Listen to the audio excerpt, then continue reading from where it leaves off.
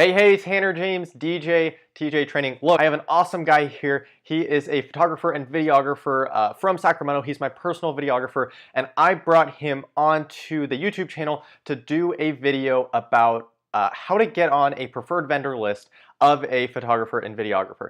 He has 2 tips that are definitely going to help you. His name's Matt, and he's from Dynamic Cinema Productions. Thank you for jumping on here today.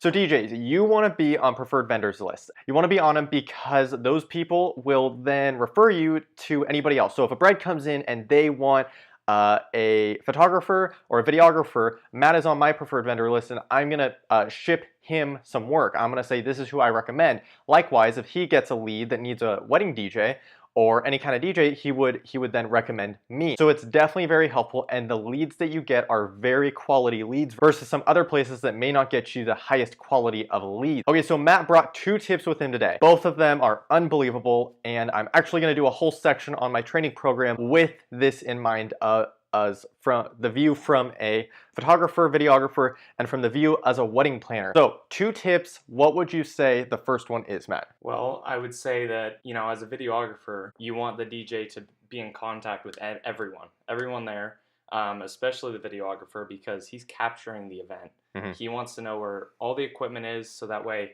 he's not getting in the way, the DJ's not getting in the way of him. It just goes hand in hand, working together. And so you would say you want the DJ to reach out to you before the event, so maybe like 3 weeks, 4 weeks, 5 weeks prior to a wedding or any kind of higher end event or important event for that matter, and make sure that you guys are on the same page. Yeah. Last minute is definitely not a good thing to do.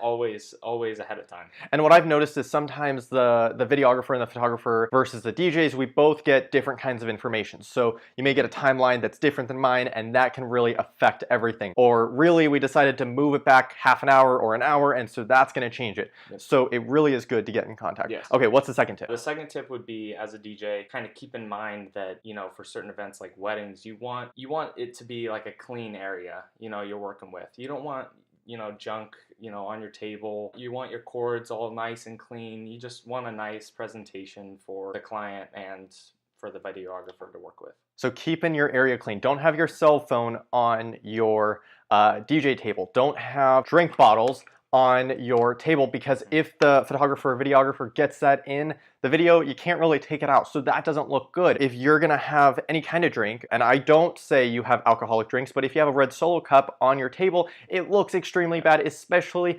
because that's the only thing that bride and groom will remember, because that's the video that they will see. So you gotta make sure it's clean. Don't have your plate with dinner, don't have that sitting on your table, because that will end up in pictures and you can't Photoshop that out. You need to make sure that you have a clean setup and making sure that your wires look nice and all that kind of stuff, because there's only so much that you really can edit out and Photoshop out, right? Yep. So again, get in contact with the photographer and the videographer prior to the event, not at the event. Don't walk in and say, hey, what's up? My name's Tanner. Don't do that. Already be on a first name basis with the photographer and the videographer so that you work out any potential problems that could happen, as well as making sure that your table and that your workspace is clean for